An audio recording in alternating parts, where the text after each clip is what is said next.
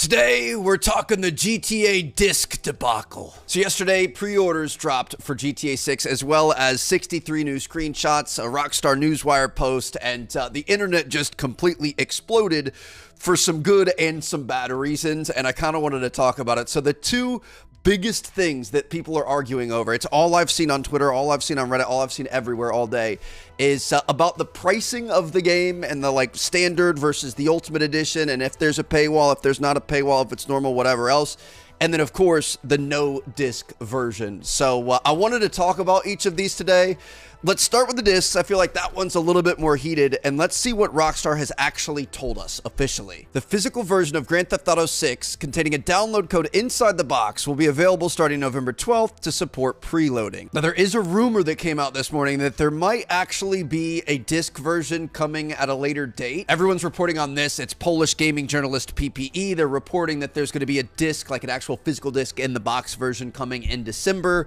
I gotta be honest, man, you gotta take everything like this with a grain of salt, especially around GTA 6. That's why I haven't really reported on any leaks and rumors around this game. There's also this floating around. It's a response from Rockstar support, and who knows if a screenshot is real, but it says, please note the current pre-order are indeed just for digital-only update. You will be able to acquire a physical copy during the following months. I mean, that could be anything. That could just be saying what we already know, that there's, a digital version you can pre-order right now, and there's a physical version that doesn't have a disc that you can, well, technically you can pre-order that now, but it's coming out at a later date. It's coming out on November 12th. I don't know. Take all this stuff with a grain of salt.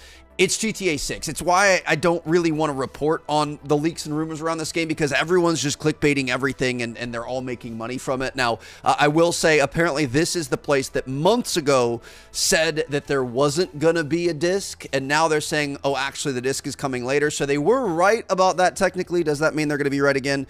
Maybe. We'll see. I'm personally just waiting until we hear official news from Rockstar. Now, why would Rockstar do this? Well, there's a few different reasons, some of which are good and others are maybe not so good, but one of which is preventing leaks. Obviously, this is the biggest video game, biggest entertainment release of all time. They don't want stuff leaked, and if you don't have physical products that people can get their hands on and data mine and things like that, that helps out with that. It's just a digital thing. Everyone, gets access to that at the exact same moment. There's not going to be any, people stealing it out of warehouses and off of delivery trucks and things like that. That brings me back to the old days of COD, trying to find copies of the game before release date and stuff. There's not going to be any of that if it's a digital release, which is obviously a good thing. Keeps everything fair, keeps everything even. Most importantly, keeps spoilers away. If there was a physical copy of the game, people would rob, shoot, steal to be able to get that, to be able to, leak everything online. And there's no way we would be able to stay away from that. So the entire game would be spoiled before any of us got our hands on that. So obviously that's a good thing. Game size is another one. So back in the day, games could easily fit on a CD, and then eventually we got Blu-ray, and that gave us even more. I think there's like 100 or 120 gigs on there. So for the most part, you could just ship the whole game on the disc.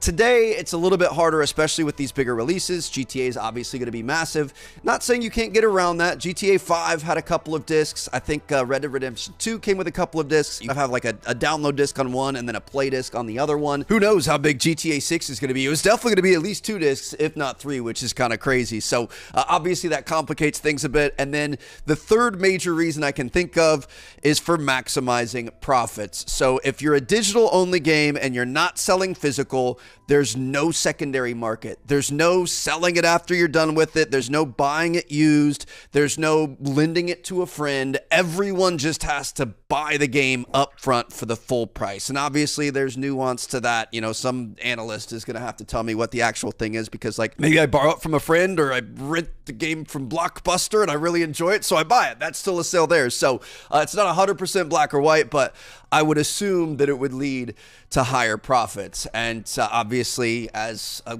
good company with shareholders to impress, that's very attractive to them. So we'll wait and see what happens. I could see it going either way.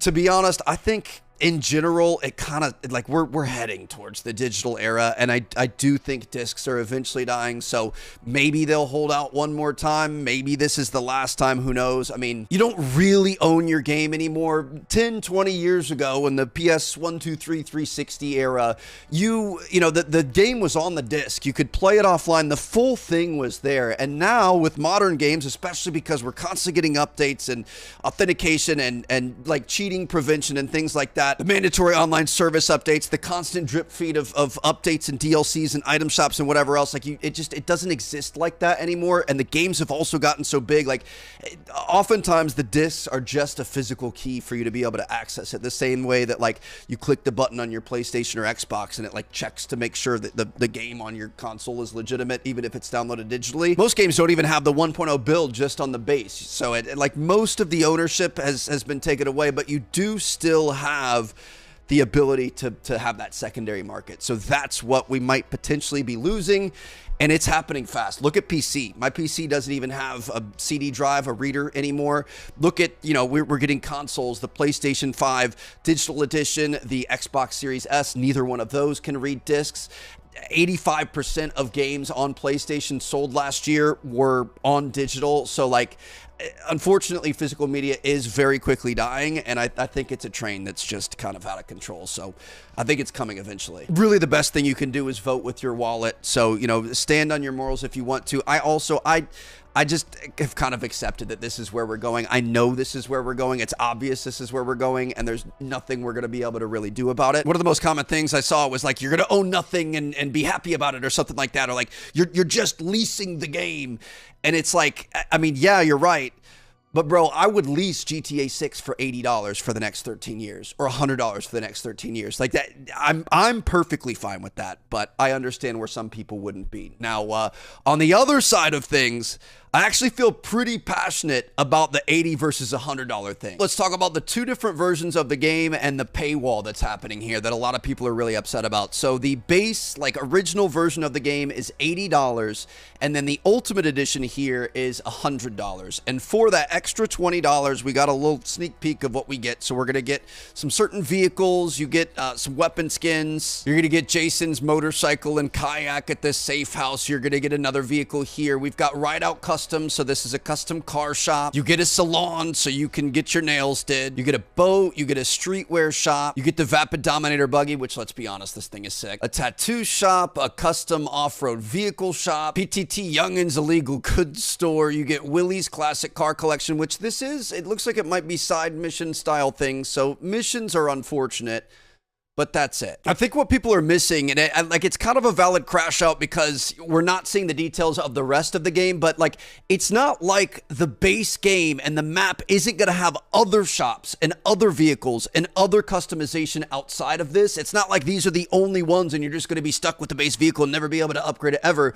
These are just special custom shops that you get access to. You're still going to have access to 98% of the game. Bro, this is not new. This is the special edition of GTA 5. You get stunt plane trials, special ability boosts, bonus outfits, tattoos, and more, which is literally what we were just talking about in 6. Additional weapons. I don't even think we're getting additional weapons in 6. I think it's just weapon skins. Same thing with Red Dead Redemption 2. Bank robbery mission and gang hideout. Dappled black thoroughbred. This was a beast of a horse.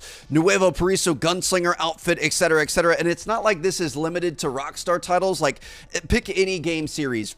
COD, Battlefield, Assassin's Creed. Like, literally anything you can think of, they all have special editions that all come with stuff like this. I can personally guarantee you that a couple exclusive clothing shops, a couple unique hairstyles, and a truck mod shop is not going to affect your GTA 6 experience. It's just extra exclusive content there if you want it. And you can even upgrade after the fact if you decide you're really missing it. And it's funny because I truly believe that if Rockstar would have only had the $100 version, the response would have been better. People would have been upset about the price, but the response overall would have been better. And it's like, I mean, if you want all that stuff, pay $100. If you don't, at least you have an option. See, I was just flabbergasted by all the noise that I saw online yesterday. I mean, nobody's having fun paying $70, $80, $100 for a video game, but you paid $60 for GTA 5 back in 2013. That $60 is the equivalent of $85 today. So technically you're saving money. Everything's just more expensive. And dude, we're talking about the price of a Chipotle bowl. And you don't have to get the Chipotle bowl. You still have access to the entire game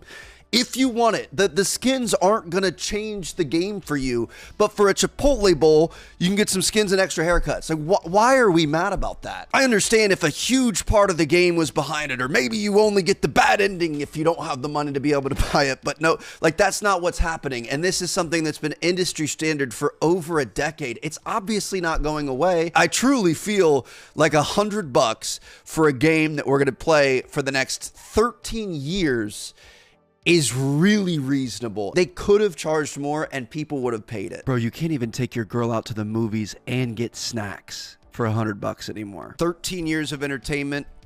Let's be real. Hope you guys enjoyed. Let me know what you guys think down in the comments. Peace out.